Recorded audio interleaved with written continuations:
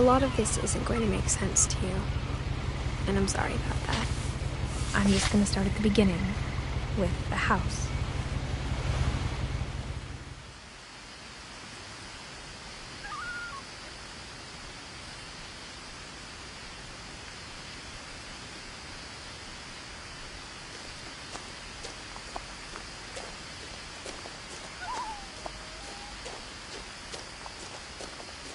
I lived here until I was 11, but I wasn't allowed inside half the rooms.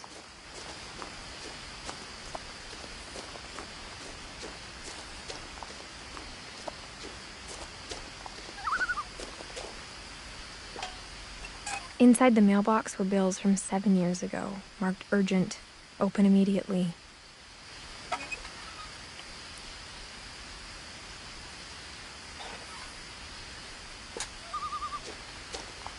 I hadn't been back since my brother Lewis's funeral.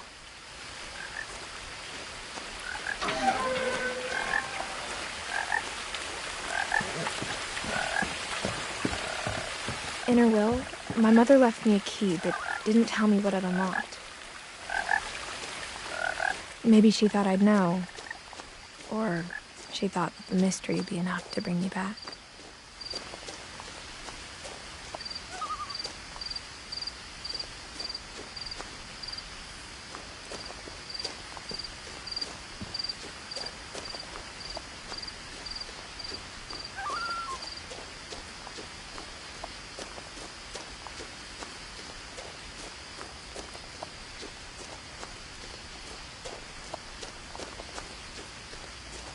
No one had driven this way in a long time, but I saw a few hoof prints.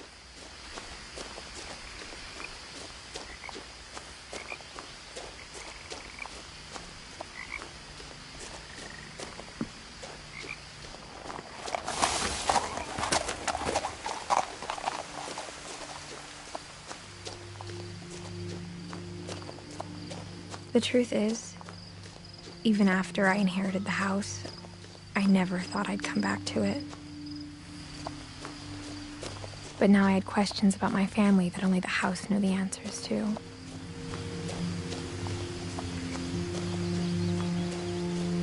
The house was exactly like I remembered it, the way I'd been dreaming about it.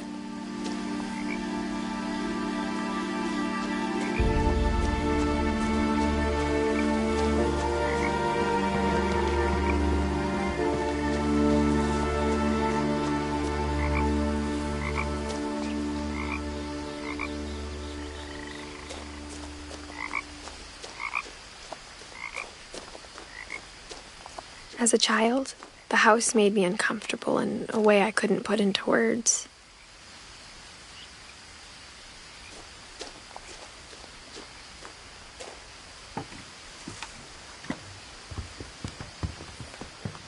Now, as a 17-year-old, I knew exactly what those words were.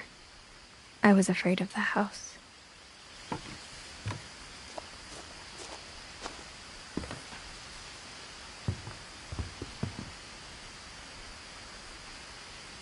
I hoped the key might unlock the front door. It didn't.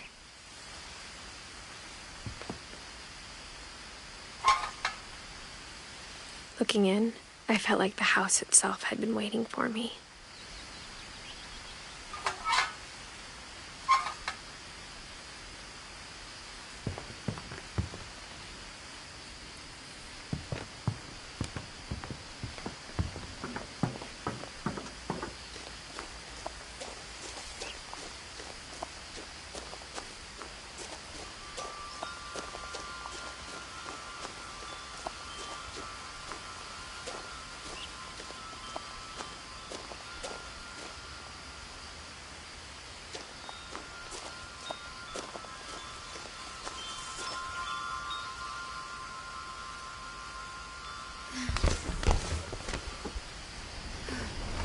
Crawling through the doggy door used to be a lot easier when I was 11.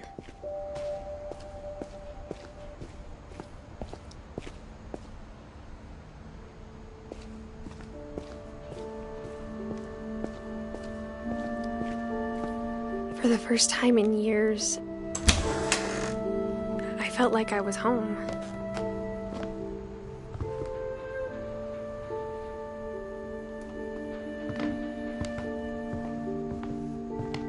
But instead of a family, there were just memories of one. Like how only one restaurant would deliver to our house, so we had Chinese a lot. Or how after Louis started working at the cannery, we all got sick of eating salmon. Except our cat, Molly.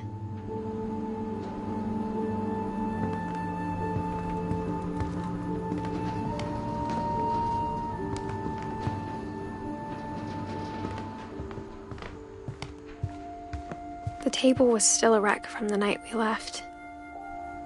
It was like a bomb had gone off, killing everyone but sparing the furniture.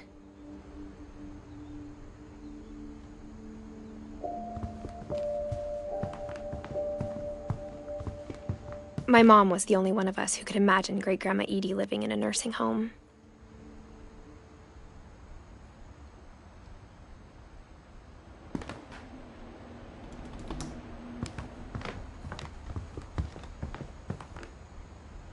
Nothing in the house looked abnormal.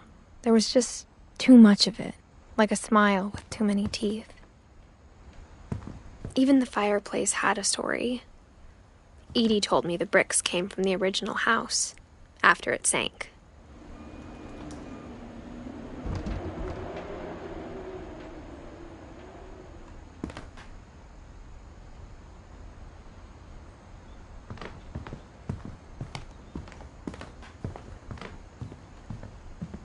Mom always told me to stay out of the basement, so I wasn't too surprised when the key didn't fit.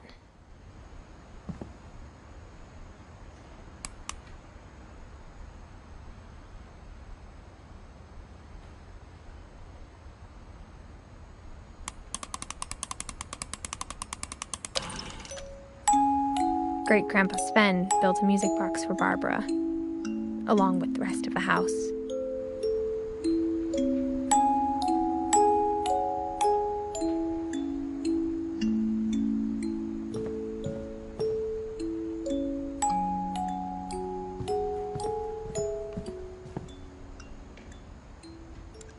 A lot of things got left behind in the whirlwind of that last night.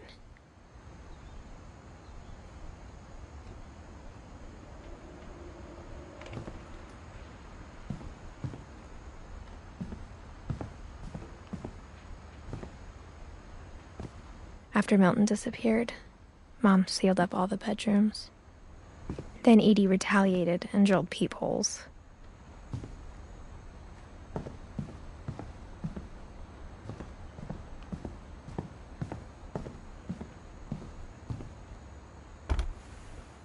My Grandpa Sam spent 7 years sharing a room with his dead brother, Calvin.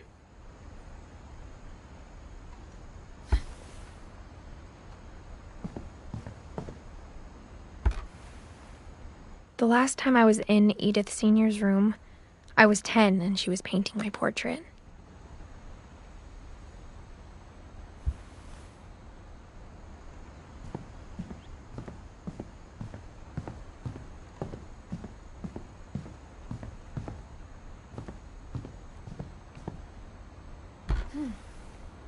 Molly always seemed like a girl I could imagine being friends with, if she hadn't died in 1947.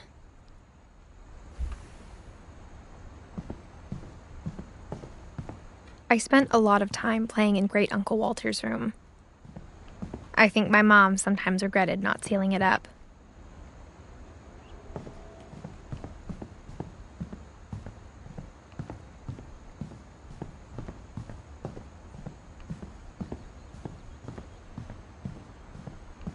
Edie's father, Odin, built the original house.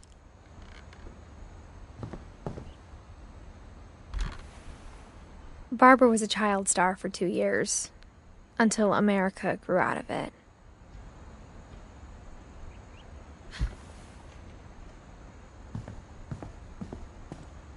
Mom must have locked the third floor stairs on the night we left.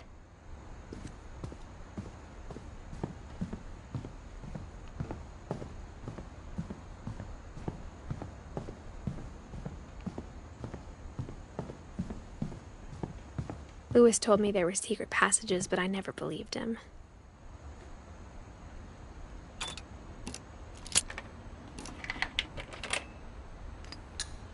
Turns out, my mom was really good at keeping secrets. Now it was time to find out what my mom had been afraid of.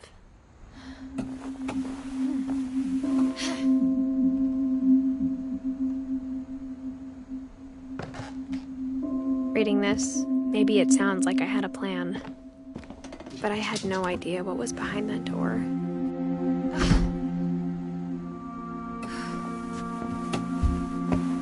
Just like I had no idea where all this was gonna lead.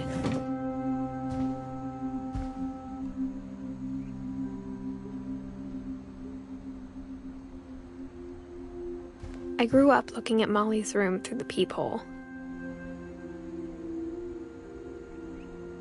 Molly's gerbil had a tiny bedroom with its own even tinier gerbil cage.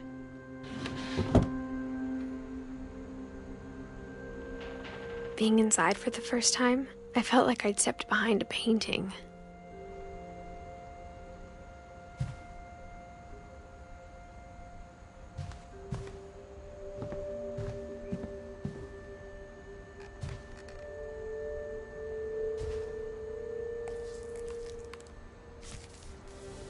December 13th, 1947. Dear Diary, I'll be gone soon, but I wanted to tell somebody about what's gonna happen. It started when Mom sent me to bed without dinner. I woke up and I was starving, so I looked around for something to eat. The gerbil food was dry, but I didn't mind it.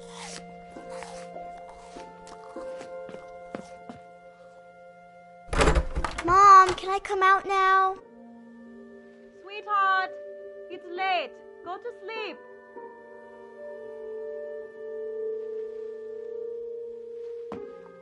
My Halloween candy was all gone.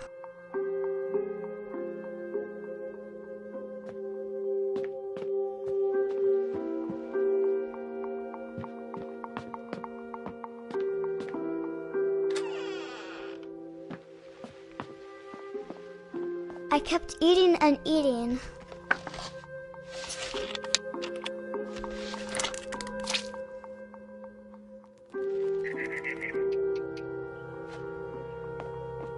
Then I heard chirping outside my window.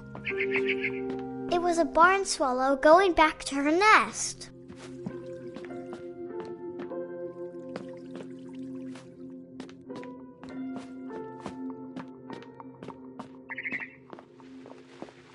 I ate a lot of things that night.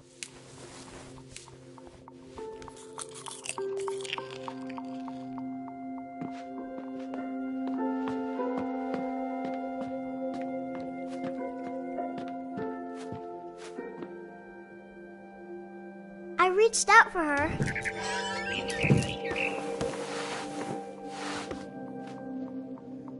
And suddenly,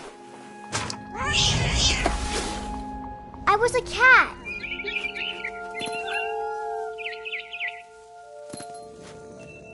I tried to be quiet, but the bird was really scared.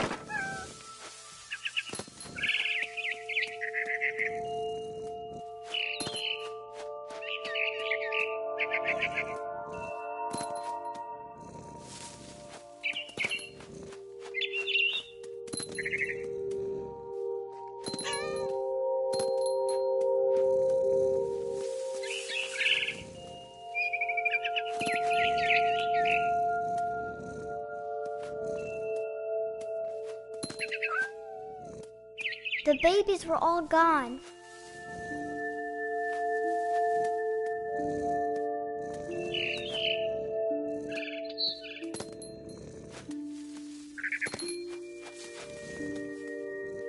I jumped and I almost got her.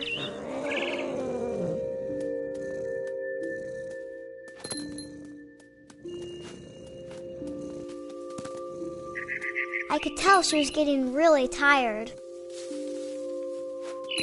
Now I was up in the big tree. I promised Dad I wouldn't climb it anymore. All I cared about was eating that mama bird.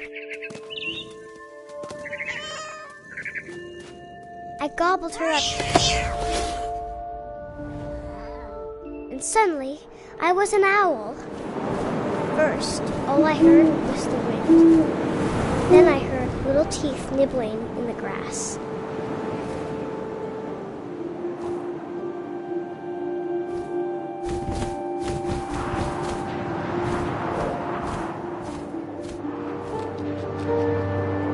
Rabbits.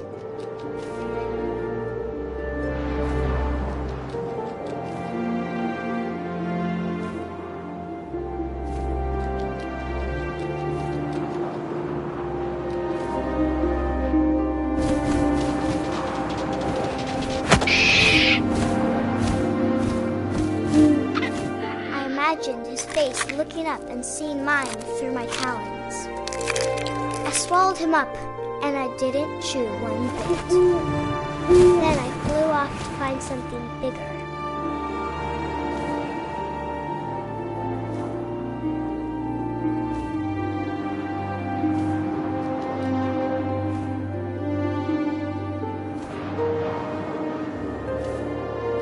A mama rabbit.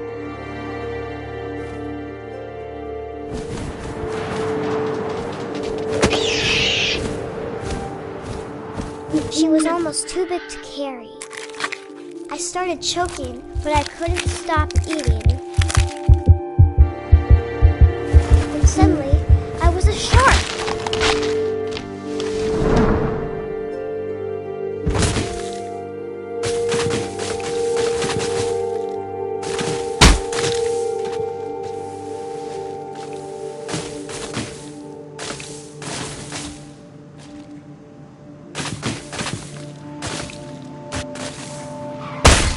I rolled off a cliff and into the ocean. Now, I was hungrier than ever.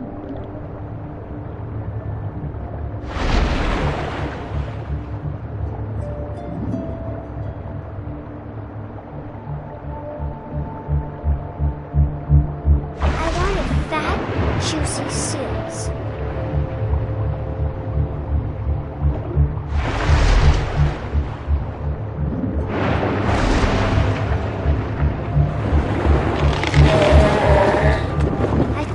Her flipper, and it tasted really good.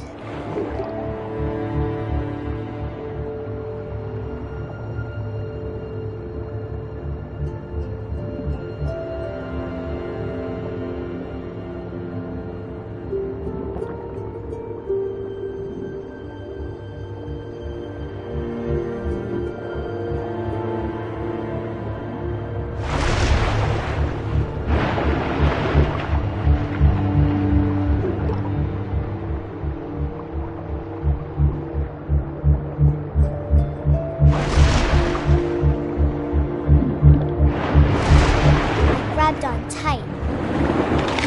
But I was so hungry, I jumped out of the water. When I opened my eyes, everything had changed.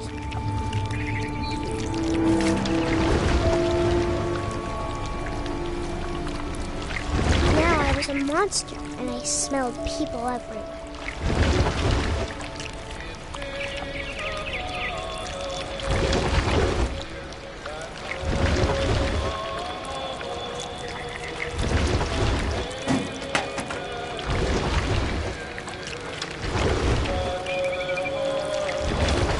I was big, but I moved real quiet.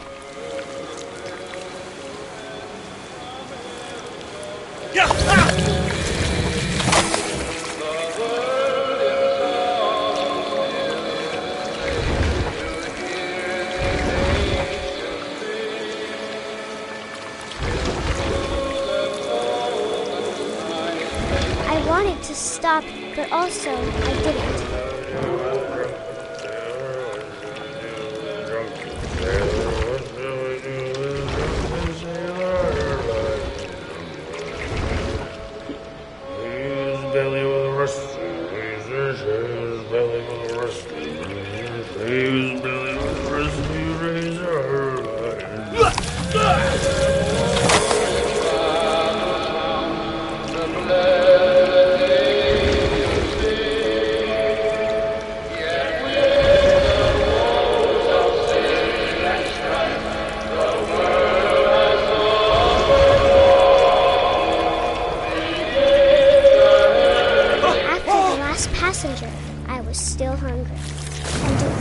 water I smelled something new, something I had to have, so I swam towards it.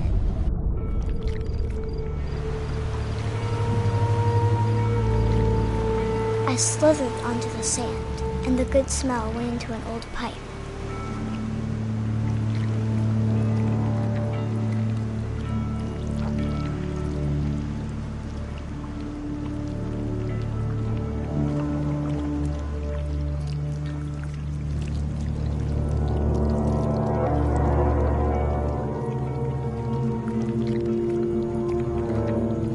I got closer and closer.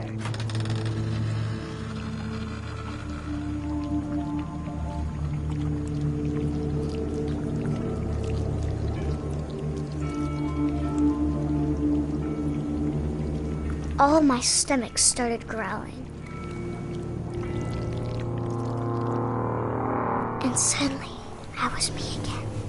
I held my breath for a long time, but I couldn't hear anything. I think it's waiting for me to fall asleep.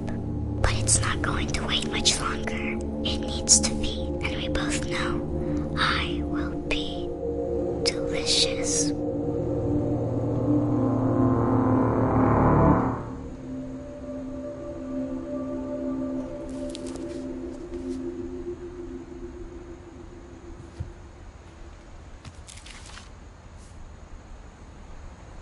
I'm not sure if I believed all of that, but I'm sure Edie would have.